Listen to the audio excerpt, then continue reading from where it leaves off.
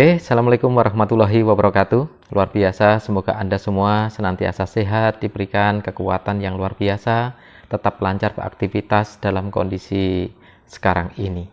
Dan saya yakin Anda tetap akan memiliki ide-ide untuk selalu lebih baik dan lebih baik lagi. Teman-teman semuanya, sahabat NLP Smart Indonesia. Pada suatu hari, ada seorang punggawa kerajaan yang senantiasa dia diajak oleh seorang raja. Saat itu diajak untuk berburu ke dalam sebuah hutan untuk melakukan sebuah perburuan yang sangat luar biasa dan merupakan hobi sang raja. Pada suatu ketika terjadilah kemelut ketika terjadi perburuan karena ternyata ada binatang buas yang menyerang raja tersebut, menyerang rombongan tersebut. Apa yang terjadi? Binatang buas menyerang, sang raja tidak bisa menghindar, dan yang terjadi saat itu adalah salah satu jari tangan dari sang raja menjadi korban. Walaupun sang rajanya selamat, tetapi jarinya ada yang menjadi korban. Sang punggawa hanya menyampaikan bahwa apapun halnya, yang terjadi dengan sang raja adalah bahwa Allah memberikan sesuatu yang jauh lebih baik dan merencanakan yang sangat baik. Sehingga sang raja tidak perlu khawatir. Ini adalah suatu kebaikan dari Allah, karena Allah Maha Sempurna. Sepulang dari berburu, setelah sang raja sembuh, akhirnya si punggawa tadi dipenjara karena dia tidak memiliki empati, tidak kasihan, atau dia tidak melindungi rajanya secara totalitas. Dia akhirnya dipenjara oleh sang raja, diberikan hukuman. 1 bulan selama hukuman, dia dalam penjara, sang raja kembali berburu lagi. Ke hutan yang berbeda karena pengen tantangan yang lebih lagi. Dengan membawa sebuah tim, sang raja itu berangkat lagi berburu, dan di sana dia masuk ke dalam hutan-hutan yang ternyata hutan ini bukan hanya hutan biasa. Ketika dia berburu, mengejar buruannya, buruan kena panahnya, di dalam hutan sana dia ternyata bertemu dengan orang-orang yang tinggal sebagai suku-suku primitif di dalam hutan. Akhirnya sang raja ditawan oleh suku primitif tadi. Suku tadi ternyata sering melakukan sebuah upacara pengorbanan kepada dewa-dewa mereka, kepada Tuhan-Tuhan mereka. Akhirnya yang terjadi, raja itu akan dikorbankan sebagai salah satu bentuk pengorbanan atau sesembahan kepada dewa-dewa mereka. Apa yang terjadi berikutnya? Luar biasa sekali. Benar kata si punggawa bahwa Allah benar-benar perencana yang terbaik, perencana yang maha baik. Allah zat yang maha baik, yang maha tahu untuk segalanya apa yang akan terjadi, dan apa yang diberikan oleh Allah kepada kita semua ternyata selalu hal-hal yang sangat baik, yang paling baik yang dipilihkan oleh Allah Subhanahu wa Ta'ala. Sang raja sudah berada di altar persembahan, bahkan saat ini sudah mau disembahkan pada dewa, akan dipanjung kepalanya, akan disembelih untuk persembahan suku-suku primitif tadi kepada dewa-dewa atau pada Tuhan-Tuhan mereka. Lantas apa yang terjadi? Sang kepala suku sudah memeriksa, dia kembali duduk di sebuah singgasana yang luar biasa. Lalu ada orang-orang atau di suku primitif tadi yang memang diberikan kekuasaan untuk tingkat spiritual, atau disebut sebagai semacam rahibnya, atau entah dukunnya atau apa. Dia memeriksa satu persatu tubuh sang raja. Ketika diperiksa, dia kaget karena melihat jari sang raja ternyata ada satu yang hilang, atau dia merupakan orang yang cacat.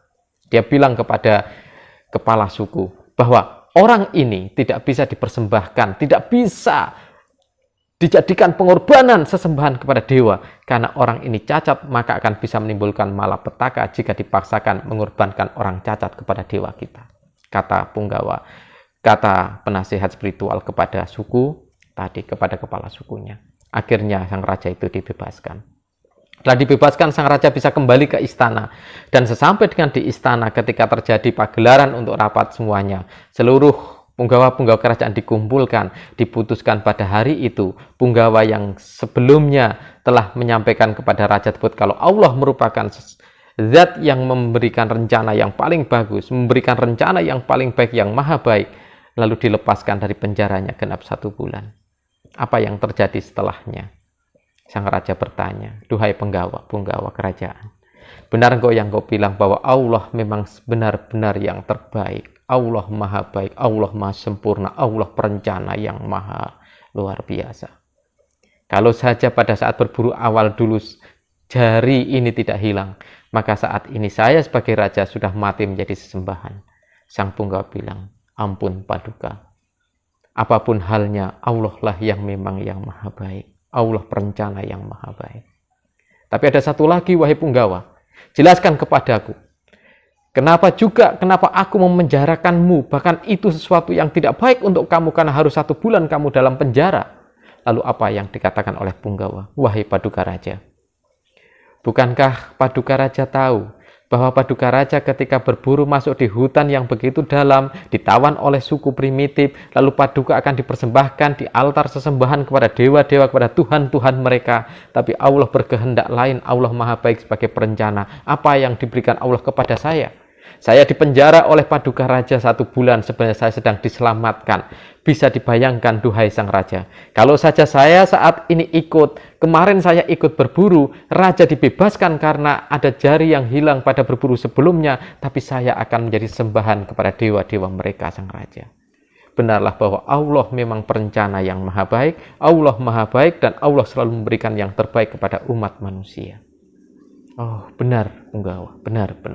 Sekarang saya sadar sekali, dan sekarang seyogyanya pada seluruh rakyatku, sampaikanlah bahwa apapun yang diberikan oleh Allah, baik itu bencana, suka, duka, atau apapun, itu pilihan yang terbaik memang diberikan oleh Allah Subhanahu wa Ta'ala kepada kita semua manusia.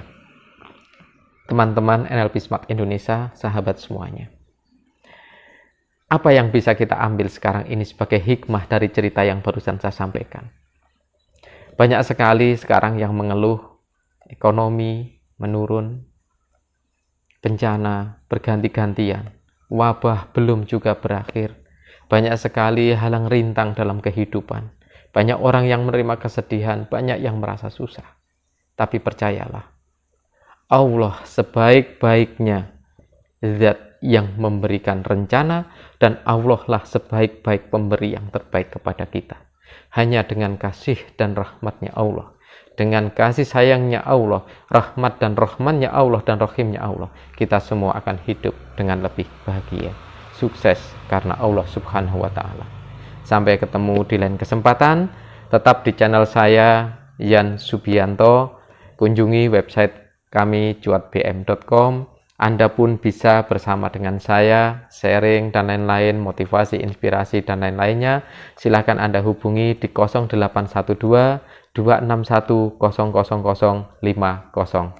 Selalu ingat, akan banyak inspirasi-inspirasi selalu untuk hidup kita dari channel Yan Subianto.